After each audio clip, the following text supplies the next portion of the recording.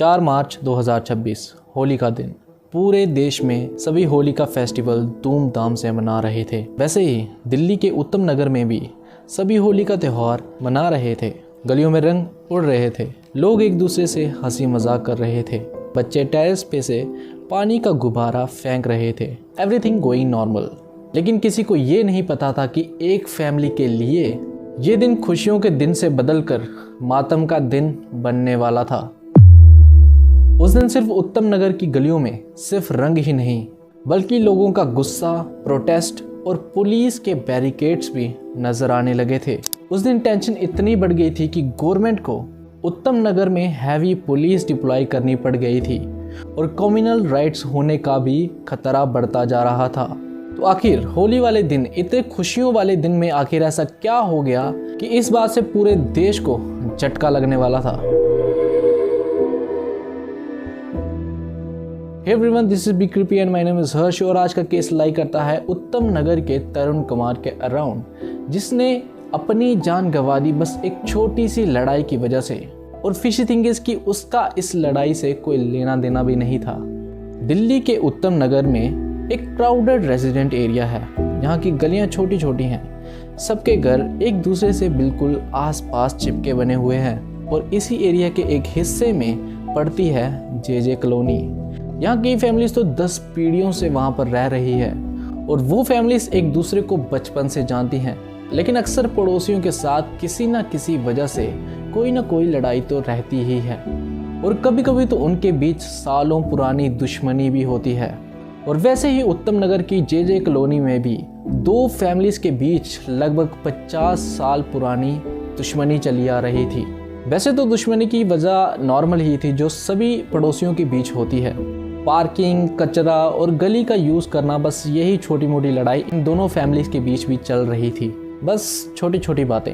लेकिन वक्त के साथ ये छोटी बातें नफरत में बदल गई और ये नफरत एक दिन इतनी ज़्यादा बढ़ गई कि उसने एक नौजवान की जान ले ली।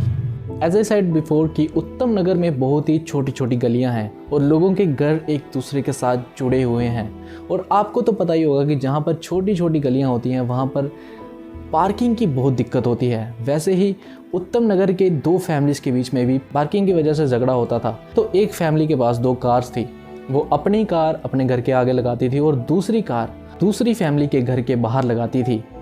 जब उस फैमिली ने अपनी नई कार ली और उन्होंने ऑब्वियस सी बात है कि अपनी कार अपने घर के बाहर लगाई, लेकिन इस वजह से दूसरी फैमिली को दिक्कत होने लगी। या तो आप कह सकते हो कि उनको अपनी गाड़ी लगाने में दिक्कत हो रही थी या फिर पड़ोसियों वाली बात, उन्हें जेलसी हो रही थी।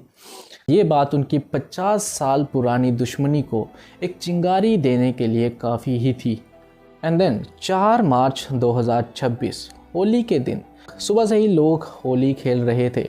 लोग एक दूसरे को रंग लगा रहे थे, पार्क में डीजे लगे हुए थे, लोग डांस कर रहे थे, बच्चे टेरेस पर खड़े होकर पानी के गुब्बारे एक दूसरे पर फेंक रहे थे। आई एम टोटली श्योर कि आपने भी अपने बचपन में ऐसे ही टेरेस पर चढ़कर एक दूसरे पर बैलून तो ज़रूर फेंके होंगे जो गलियों से गुजरते हैं। मैंने तो बहुत किया यार। ओके, सब कुछ बहुत नॉर्मल चल रहा था, लेकिन इसी बीच एक 11 साल की लड़की अपने टेरेस पर चढ़कर गली में जाने वाले लोगों पर पानी के बैलून फेंक रही थी। ऐसा नहीं है कि सब पे बैलून फेंक रही थी, वो सिर्फ उन लोगों पे बैलून फेंक रही थी जो उनके वाकिफ थे। ऐसे ही वहाँ से उस लड़की का कोई रिलेटिव जा रहा था, उसने बैलून को उठाया और उसके ऊपर फेंक दिया, लेकिन वो बैलून उसके ऊपर ना लगकर रोड पर गिर गया। और रोड पर गिरने के बाद जो पानी के स्प्लैशेस उड़े वो वहाँ से जाती एक मुस्लिम महिला के कपड़ों पर आ गिरा।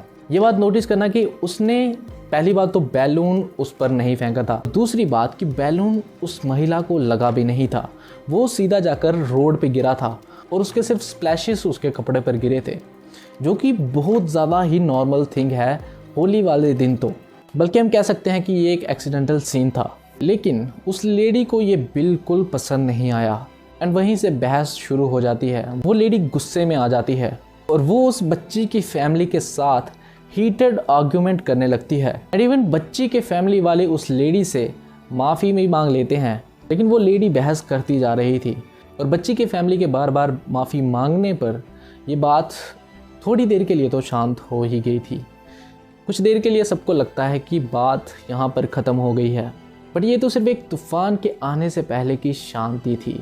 लोग अपने अपने घरों में चले जाते हैं, गली फिर से नॉर्मल हो जाती है। इस पॉइंट पर तरुण कुमार वहाँ पर नहीं था। वो अपने दोस्तों के साथ होली खेलने गया था। देन वो जब शाम को होली खेलकर थक हार कर अपने घर वापस आता है, तब एक ग्रुप वहाँ पर अचानक से आ जाता है। वो लगभग 20 से 25 लड़के थे और वो खाली हाथ नहीं थे। उनके पास हथियार थे, पत्थर थे, डंडे थे और रॉड्स, आयरन रॉड्स भी थे। और वो कुछ भी नहीं देखते और सीधा तरुण कुमार पर अटैक करने लगते हैं। इवन कि तरुण कुमार ने बड़ी बहादुरी से उनका सामना भी किया था। कुछ लोगों को उसने मारा भी था, लेकिन वो क्या ही कर लेता। वहाँ पर 20-25 लड़के थे और तरुण कुमार अकेला था। अटैकर्स उसके ऊपर इतना ब्रूटली अटैक करते हैं कि वो सीधा ज़मीन पर गिर जाता है। ज़मीन पर गिरने के बाद भी वो अटैकर्स, वो लड़के वहाँ पर रुकते नहीं हैं। वो उस पर अटैक करते रहते हैं। जैसे कि आप सीसीटीवी देख रहे हो तो वहाँ पर आपको सामने दिख रहा होगा कि कितना बड़ा ग्रुप, लड़कों का ग्रुप एक अकेले लड़के पर, निहत्थे लड़के पर किस तरह से अटैक कर रहा है। और वहाँ पर जो लोग देख रहे थे, जो आई विटनेस थे, उन्होंने बताया कि उन लड़कों ने तरुण कुमार को इतना ज़्यादा पीटा कि देखकर लग ही नहीं रहा था कि वो सिर्फ आम लड़के हैं। ऐसे लग रहा था कि वो क्रिमिनल्स हैं। उन लड़कों ने तरुण कुमार के हेड पर आयरन रॉड्स के साथ हमला किया, उसके पेट पर मारा, उसकी टांगों पर, उसके हाथों पर, हर जगह पर उन्होंने उस पर अटैक किया था। जब वो लड़के वहाँ से भाग जाते हैं, उसी वक्त आसपास के लोग वहाँ पर आते हैं और उसे हॉस्पिटल में पहुँचाते हैं। हॉस्पिटल में डॉक्टर्स अपनी पूरी जी जान लगा देते हैं, लेकिन सीवर इंजरीज होने की वजह से 5 मार्च की सुबह तरुण कुमार अपनी आखिरी सांसें लेता है। और जैसे मैंने पहले बताया कि इस केस में, इस इंसिडेंट में सबसे फिशी बात तो यही थी कि तरुण कुमार को पता भी नहीं था कि आखिर उन अटैकर्स ने उस पर अटैक क्यों किया। तरुण कुमार एक लोअर मिडिल क्लास लड़का था जो कि अपनी लाइफ में बहुत ज़्यादा सीरियस था। उसे फिटनेस का बहुत शौक था। आप देख ही सकते हो कि उसकी अच्छी खासी बॉडी थी और वो जिम जाया करता था, अपनी फैमिली के लिए कमाने की कोशिश करता था। इवन कि वो एक डिसेंट सी जॉब भी करता था और उसका सपना था कि वो अपनी फैमिली को वो सब कुछ दे सके जो उनकी फैमिलीज़ के पास कभी नहीं था, जो हर एक बच्चे का सपना होता है, अच्छे बच्चे का सपना होता है। लेकिन उन अटैकर्स ने, ऐसे क्रिमिनल्स ने उसका ये ख्वाब छीन लिया। और जैसे ही तरुण कुमार की डेथ की न्यूज़ बाहर आई तो वो सोशल मीडिया पर एकदम से बूम कर गई और तरुण कुमार को जस्टिस दिलाने के लिए लोग सड़कों पर उतरने लगे। उत्तम नगर के लोगों में गुस्सा भरा हुआ था। हंड्रेड्स ऑफ लोग पुलिस स्टेशन के बाहर जमा हो गए। लोग डिमांड कर रहे थे कि स्ट्रिक्ट एक्शन लिया जाए। सिचुएशन इतनी टेंस हो गई थी, पुलिस, आरएएफ और बैरिकेड्स सब उत्तम नगर में डिप्लॉय कर दिए गए और कुछ जगह तो प्रोटेस्ट वायलेंट भी हो गए थे। और कुछ ही दिनों में उत्तम नगर एक हाई टेंशन जोन बन गया था और लोगों का गुस्सा जायज़ भी था, क्योंकि पुलिस की तरफ से कोई एक्शन शुरू में तो नहीं दिख रहा था। जब ये मामला इतना ज़्यादा वायरल हो गया, लोग प्रोटेस्ट करने लगे, सड़कों पर उतरने लगे, तो पुलिस को इस केस में उतरना पड़ा और पॉलिटिक्स को भी इस केस में उतरना पड़ा। और इतने दबाव में होने की वजह से पुलिस को एक्शन लेना पड़ा। पुलिस इन्वेस्टिगेशन शुरू कर देती है, सीसीटीवी फुटेज को खंगाला जाता है, आई विटनेस के टेस्टिमोनीज को रिकॉर्ड किया जाता है और 24 घंटे के अंदर अंदर करीब 14 लड़कों को अरेस्ट कर लिया जाता है और बाकी के लड़के अभी तक तो फरार ही हैं। और अथॉरिटीज़ ने एक एक्यूज्ड के घर के इलीगल पार्ट को डेमोलिश भी कर दिया था बुलडोजर के साथ। और पुलिस ने ये भी वार्न किया कि जो भी लोग सोशल मीडिया पर फेक न्यूज़ और र्यूमर्स फैला रहे हैं उन पर भी एक्शन किया जा सकता है। इंसिडेंट के बाद प्रोटेस्ट हुए, पॉलिटिकल रिएक्शंस आए, पुलिस सिक्योरिटी बढ़ा दी गई। उत्तम नगर का ये केस सिर्फ एक मर्डर नहीं था, बल्कि ये अब एक नेशन वाइड टॉपिक बन गया है। सोचो, एक फेस्टिवल जो लोगों को जोड़ने के लिए होता है और उसी फेस्टिवल के दिन एक छोटी सी बात एक जवान की जान ले लेती है।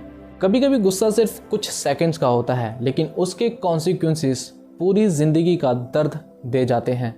और इस केस से पता चल गया कि सबसे बड़े क्राइम छोटी छोटी बातों से ही शुरू होते हैं।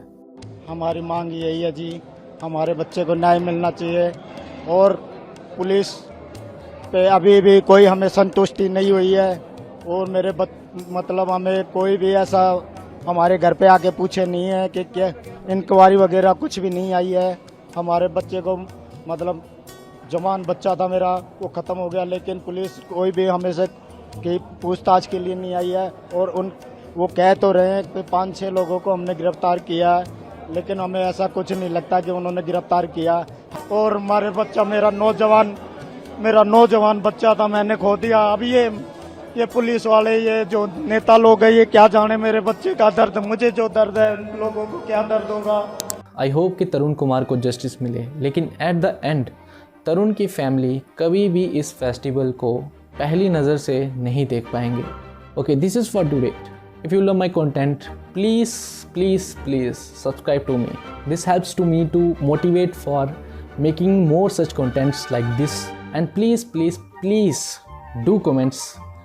That's helping me to improve my content more and more day by day. Okay, see you in the next video. Till then, bye bye.